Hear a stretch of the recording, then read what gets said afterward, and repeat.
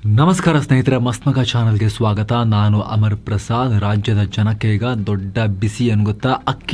ಅಕ್ಕಿನೂ ಸುಡ್ತಾ ಇದೆ, ಬೆಲೆ ಏರಿಕೆಯಾಗಿದೆ. ಇದ್ದಕ್ಕಿದ್ದಂತೆ ಅಕ್ಕಿ ರೇಟು ₹100 ದಾಟ್ ಹೋಗ್ಬಿಟ್ಟಿದೆ. ನೇರವಾಗಿ ಕನ್ನಡಿಗರ ಊಟದ ತಟ್ಟೆಗೇನೆ ಬೆಂಕಿ ಬಿದ್ದಿದೆ.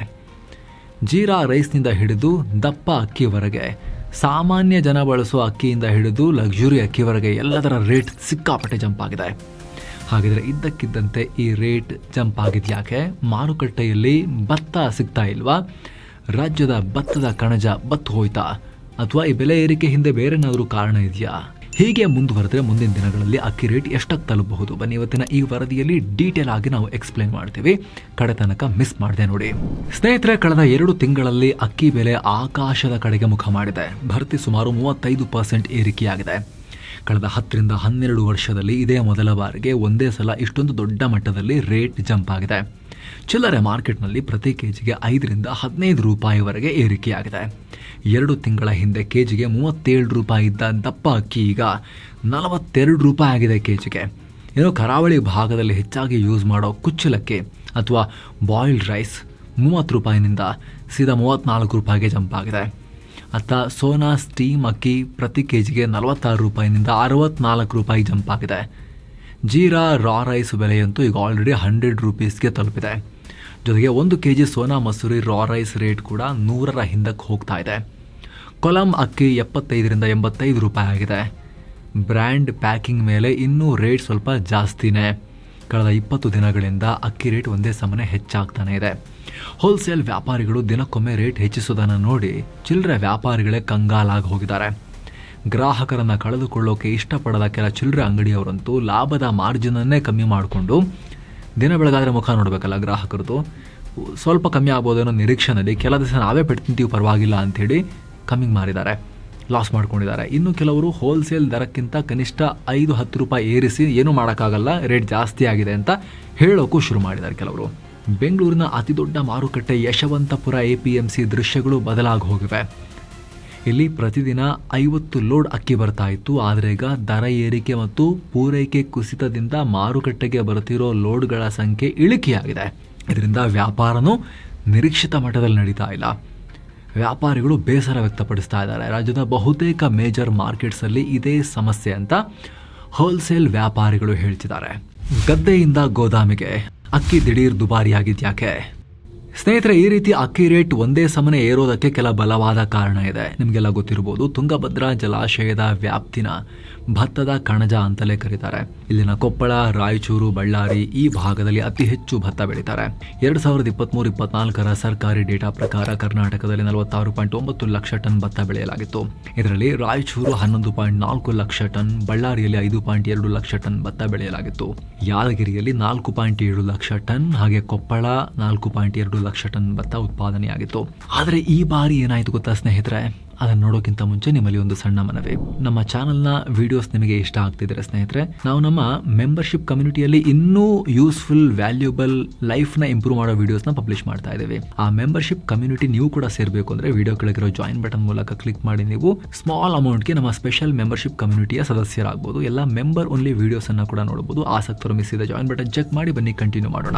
ಈ ಸಲ ತುಂಗಭದ್ರಾ ಡ್ಯಾಮ್ನಿಂದ 33 ಕ್ರಸ್ಟ್ ಗೇಟ್ಗಳ ರಿಪೇರಿ ಮತ್ತು ಆಧುನೀಕರಣ ಕಾರ್ಯ ನಡೀತಲ್ವಾ. ₹51 ಕೋಟಿ ಖರ್ಚು ಮಾಡಿ ರಿಪೇರಿ ಏನೋ ಮಾಡಿದ್ರು. ಇದೇ ಜೂನ್ ನಲ್ಲಿ ಗೇಟ್ ಉದ್ಘಾಟನೆ ಕೂಡ ಆಗಿದೆ. ಅದರಲ್ಲಿ ಏನಾಯ್ತು ಅಂದ್ರೆ, ಇದು ಕಂಪ್ಲೀಟ್ ಆಗೋವರೆಗೂ ಡ್ಯಾಮ್ ನಲ್ಲಿ ನೀರಿನ ಪ್ರಮಾಣ ಕಮ್ಮಿ ಮಾಡಲಾಗಿತ್ತು. ನೀರು ಸಂಗ್ರಹ ಸರಿಯಾಗಿ ಮಾಡಕ್ಕಾಗಿಲ್ಲ, ಸರಿಯಾಗಿ ನೀರು ಹರಿಸ್ಲಿಕ್ಕೂ ಆಗಿಲ್ಲ. ಈ ಭಾಗದ ರೈತರು ಡಿಸೆಂಬರ್ ಮತ್ತು ಮೇ ನಡುವಿನ ರಾಬಿ ಋತುನಲ್ಲಿ ಭತ್ತದ 2ನೇ ಬೆಳೆ ಬೆಳೀತಾರೆ. ಸೊ ಇದೇ ಟೈಮ್ಗೆ ಗೇಟ್ ಕೈಕೊಟ್ಟಿದ್ರಿಂದ ಇಳುವರಿ ಸುಮಾರು 25% ವರೆಗೂ ಕುಸಿತ ಆಗಿದೆ ಅಂತ ಹೇಳ್ತಿದ್ದಾರೆ. ಇನ್ನೊಂದ್ ಕಡೆ ಸಾಮಾನ್ಯವಾಗಿ ಜನವರಿ ಫೆಬ್ರವರಿಯಲ್ಲಿ ನಡೀತಾ ಇದ್ದ ಅಕ್ಕಿ ರಫ್ತಿಗೆ ಈ ಬಾರಿ ಏಪ್ರಿಲ್ ವರೆಗೂ ಅವಕಾಶ ಕೊಡಲಾಗಿತ್ತು. ಮಲೇಷ್ಯಾ, ಥೈಲ್ಯಾಂಡ್, ಶ್ರೀಲಂಕಾಗಳಿಗೆ ಸೋನಾ ಮಸೂರಿ ಅಕ್ಕಿಯನ್ನು ನಿರಂತರವಾಗಿ ರಫ್ತು ಮಾಡಲಾಗಿದೆ. ಇದು ಕೂಡ ಅಕ್ಕಿ ಸ್ಟಾಕ್ ಕಮ್ಮಿ ಆಗಲಿಕ್ಕೆ ಕಾರಣ ಅಂತ ಹೇಳ್ತಿದ್ದಾರೆ. ಜೊತೆಗೆ ತೈಲ ಬೆಲೆ ಹೆಚ್ಚಳದಿಂದಾಗಿ ಸಾಗಣೆ ವೆಚ್ಚ ದುಬಾರಿಯಾಗಿದ್ದು ಅಕ್ಕಿ ಬೆಲೆ ಏರಿಕೆಗೆ ಮುಖ್ಯವಾಗಿರೋ ಕಾರಣ. ಇನ್ನು ದಾವಣಗೆರೆ ಜಿಲ್ಲೆ ಅಕ್ಕಿ ಗಿರಣಿಗಳಿಗೆ ಪ್ರಸಿದ್ಧಿ ಪಡೆದಿದೆ. ಇಲ್ಲಿನ ಬ್ರಾಂಡೆಡ್ ಅಕ್ಕಿ ಗಿರಣಿ ರಾಜ್ಯ ಸರ್ಕಾರ ಮಾತ್ರ ಅಲ್ಲದೆ ಮಹಾರಾಷ್ಟ್ರ ಸೇರಿ ಹೊರ ರಾಜ್ಯಗಳಲ್ಲೂ ಬೇಡಿಕೆ ಇದೆ. ಆದರೆ ಈ ಬಾರಿ ಬೇಡಿಕೆ ಪೂರೈಸೋಕೆ ಜಿಲ್ಲೆಯ ರೈಸ್ ಮಿಲ್ ಮಾಲೀಕರಿಗೆ ಆಗ್ತಾ ಇಲ್ಲ.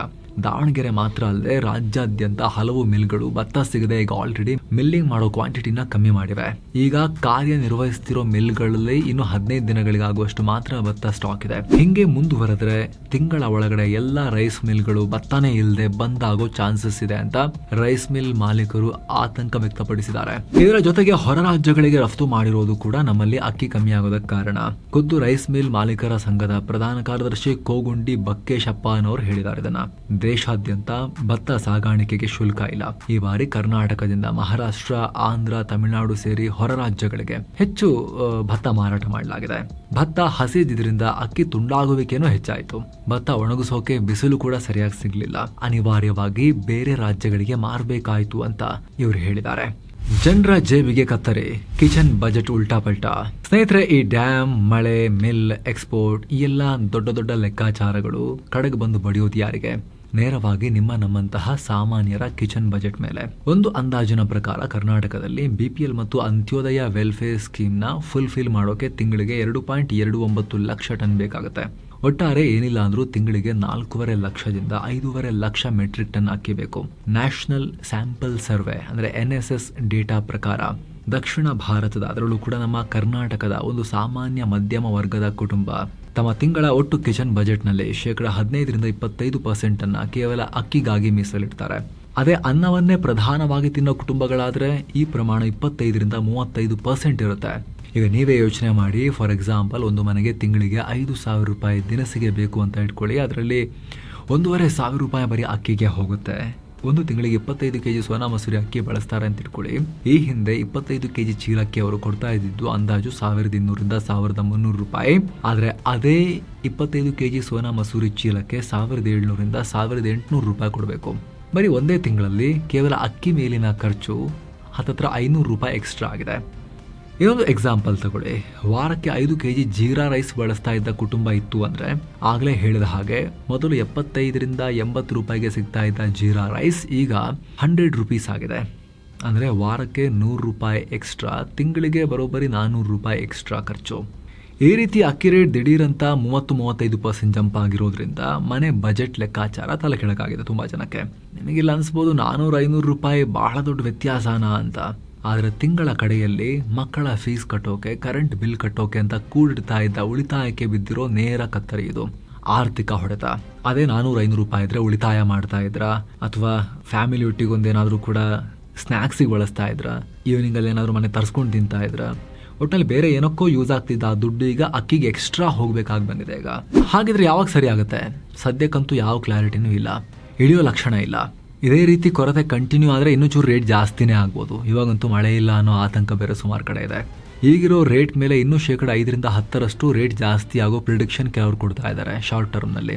ಆದರೆ ಜೂನ್ ಜುಲೈಲಂತೂ ಕರೆಕ್ಟಾಗಿ ಆಗಲಿಲ್ಲ. ಆಗಸ್ಟ್ ಮತ್ತು ಸೆಪ್ಟೆಂಬರ್ನಲ್ಲಾದರೂ ಒಳ್ಳೆ ಮಳೆಯಾಗಿ ಡ್ಯಾಮ್ಗಳು ತುಂಬಿ ಹೊಸ ಬೆಳೆಯಲ್ಲಿ ಒಳ್ಳೆ ಇಳುವರಿ ಬಂದರೆ ಮಾರುಕಟ್ಟೆ ಸ್ವಲ್ಪ ಸ್ಟೇಬಲು ಆಗ್ಬೋದು. ಇಲ್ಲಿ ಇನ್ನೊಂದು ವಿಚಾರವನ್ನು ಕೂಡ ಗಮನಿಸಬೇಕು. ಈ ಶಾರ್ಟೇಜ್ನ ಅಡ್ವಾಂಟೇಜ್ ಇಟ್ಕೊಂಡು ಕೆಲ ಕಳ್ಳರು ಕೃತಕ ಅಭಾವ ಸೃಷ್ಟಿ ಮಾಡೋ ಅಪಾಯನೂ ಇರುತ್ತೆ, ಡಬಲ್ ರೇಟ್ ಆಗೋ ಅಪಾಯ ಕೂಡ ಇರುತ್ತೆ. ಇದ್ರ ಬಗ್ಗೆ ಸರ್ಕಾರ ಗಮನ ಹರಿಸಬೇಕು. ಯಾರಾದರೂ ಹೋಲ್ಡರ್ಸ್ ಇದ್ದಾರಾ, ಸ್ಟಾಕ್ನ ಬಚ್ಚಿಟ್ಕೊಂಡು ರೇಟ್ ಜಾಸ್ತಿ ಆಗೋ ಥರ ನೋಡಿಕೊಂಡು ಆಮೇಲೆ ಮಾರ್ಕೆಟಿಗೆ ಬಿಡೋಣ ಅಂತ ನೋಡ್ತಿರೋರು ಇದ್ದಾರಾ ಅಂತೇಳಿ ಕಣ್ಣಿಡಬೇಕು. ಸೊ ಫೈನಲಿ ಸ್ನೇಹಿತರೆ, ಇದಾಗಿತ್ತು ಅಕ್ಕಿ ರೇಟ್ ಇದ್ದಕ್ಕಿಂತ ಹಾಗೆ ಸೆಂಚುರಿ ಬಾರಿಸ್ತಿರೋ ವಿಚಾರವನ್ನು ನಿಮಗೆ ರೀಸನ್ ಸಮೇತ ಎಕ್ಸ್ಪ್ಲೇನ್ ಮಾಡೋ ಪ್ರಯತ್ನ. Thank you so much. ಮತ್ತೆ ಭೇಟಿ ಆಗ್ತಿರೋಣ. ಆಸಕ್ತ ವೀಕ್ಷಕರು ವಿಡಿಯೋ ಕೆಳಗಿರೋ ಜಾಯಿನ್ ಬಟನ್ ಮೂಲಕ ನಮ್ಮ ಚಾನಲ್ಗೆ ಮೆಂಬರ್ ಆಗಿ ಜಾಯಿನ್ ಆಗ್ಬೋದು. ಮೆಂಬರ್ಶಿಪ್ನ ಆ ಎಕ್ಸ್ಕ್ಲೂಸಿವ್ ವಿಡಿಯೋಸನ್ನು ಕೂಡ ನೋಡ್ಬೋದು. ನಮಸ್ಕಾರ ಸ್ನೇಹಿತರೆ, ಮತ್ತೆ ಸಿಗೋಣ.